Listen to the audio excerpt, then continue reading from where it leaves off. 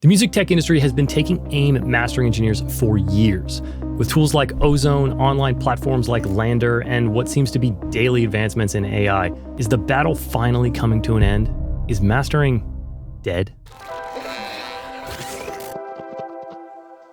My name is Travis Ferentz, a Grammy-nominated recording engineer and mixer, and I started this show to help equip music professionals like yourself with the tools and mindsets you need to build a career in this business. Now, I might not be a household name like Manny or CLA, but I do make my living mixing records and have well over 250 million streams to my credit. And because I'm not one of those household names, and because I'm not mixing label projects every day, when it comes to mastering, budgets can vary wildly, and so my mixes are being mastered by a wide range of engineers. Now, I obviously have my preferences for favorite engineers, but I'm not always going to be involved in the decision. And over the last few years, I've noticed an increasing trend in just plain bad mastering. If a project is not done by one of the top mastering houses or by one of my preferred engineers, then it's starting to become more likely that I just don't really like the end result. And it's made me start to wonder, why is mastering seem like it's no longer playing the role that it once did? What's different about now? Well, for one, technology is different. And like I mentioned, the tools are being democratized. But that's not the only thing. It's also the perception of mastering in 2024. So if you're a musician wondering if mastering is necessary, or a mix engineer that feels like you just maybe want to start mastering your own mixes, I've got a few hot takes that I think you're going to want to hear. If you're a mastering engineer, you probably currently hate me, but you're not going to feel that way at the end. Trust me. Now, because I know there is at least one person asking what is mastering, and I also think the backstory is important to my point, here is the world's fastest breakdown of the history of audio mastering.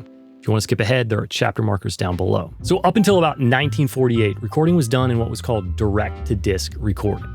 The engineer would mic the band with a very limited number of inputs. That band would then balance themselves while playing live in the room because there were no overdubs and there were very few microphones. The engineer would then capture that recording, cutting it directly to vinyl with a lathe as the band played. This all began to change when Ampex released the Model 200 tape machine, which provided the ability to record to magnetic tape, resulting in an increase in sonic fidelity. And now, because that tape machine would never be a consumer playback device, that recording eventually had to make it back to the medium of choice at the time, which was vinyl. This was the advent of a new type of engineer called the transfer engineer, whose job would transform over the years to what we now think of as a mastering engineer. The transfer engineers would apply corrective EQ to a recording to be sure that the needle would not pop out of the record because of too much low end. They would also adjust levels to be sure that all the program material that needed to be fit on a side was able to do so. As technology progressed, so did the job of the mastering engineer. They began to take a more creative role in the process, adding dynamic processing and additional EQ to enhance the choices already made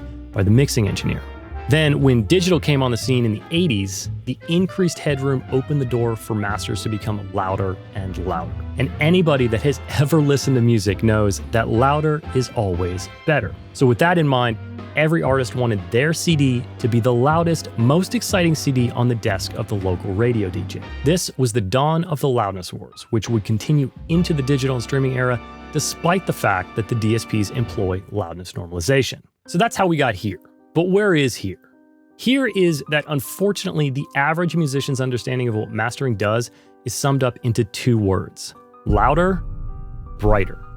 And while there may be a lot of truth to that statement, I think it's also the reason that there's a lot of lackluster mastering going around. And this is where technology comes into play. As I mentioned earlier, the tools of mastering are becoming more democratized by the day. A process that was once as analog as it could possibly be has become almost entirely digital, even for some of the top engineers.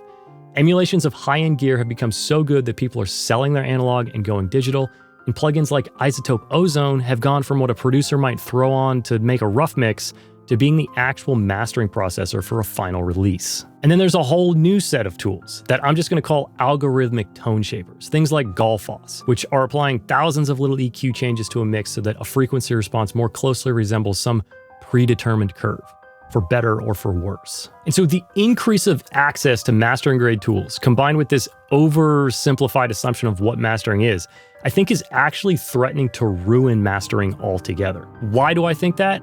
I think that because we're defining what we will buy as mastering. We buy louder and we buy brighter. I can take Ozone 11, throw it on my mix bus, and hit Master Assistant. And I will get something that is for sure louder and for sure brighter, but will it be better? Or would I consider it mastered?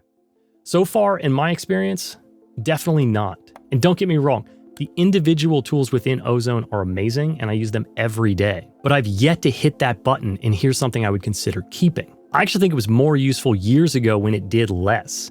There'd always be like a couple dynamic EQ points I might keep, but now it sounds like an inexperienced mastering engineer that's just doing something because they think they have to. So what about the fully AI side of this? Before filming this video, I tossed a mix into Lander as well as the Waves online mastering platform. Both came back, you guessed it, louder and brighter. But neither came close to the human master that had been done previously. Now, all three were competitively loud. All three were brighter than the mix was, but the human master was changed thoughtfully. There was vocal clarity without harshness. There was a glue and like a life, but there was minimal compression or limiting artifacts. It's clear that the human master was done in support of what was already there. And that's what mastering is about. Mastering has never been about making changes. It's been about making the right changes. A transfer engineer in 1948 did not EQ the low end unless they had to. That's the spirit of mastering that engineers have carried for the last 80 years, and that's what should continue to carry for the next 80. Every step of the record-making process has always been, or should always be, about honoring the previous steps. Taking the vision of everybody that touched a project before you and supporting it. And that's why this technology-driven era of matching a specific EQ curve or doing something for the sake of doing something is, in my opinion, hurting mastering as a whole. So to answer the question, is mastering dead? Do you still need to pay for mastering? The answer is simple. If you are price shopping for the most economical way to make something louder and brighter, then to you, mastering is kind of dead.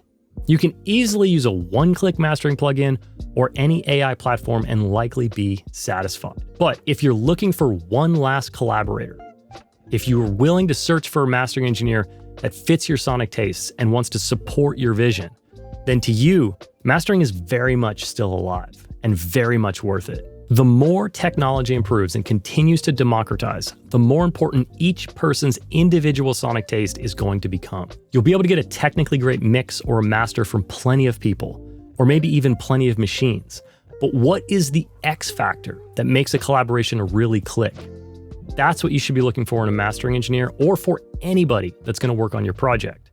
Because the reality is, what's happening in mastering at the moment is going to happen in every aspect of the music industry. The advancement of tools is going to even the playing field pretty much everywhere. The thing that will separate you from others in the industry is no longer going to be your specific skills. It's going to be your taste and your sonic identity. That's what we're ultimately going to all get hired for. And when you do get hired, if you feel like you're struggling to figure out what the best rate to charge for your services is, then you'll probably want to check out this video next.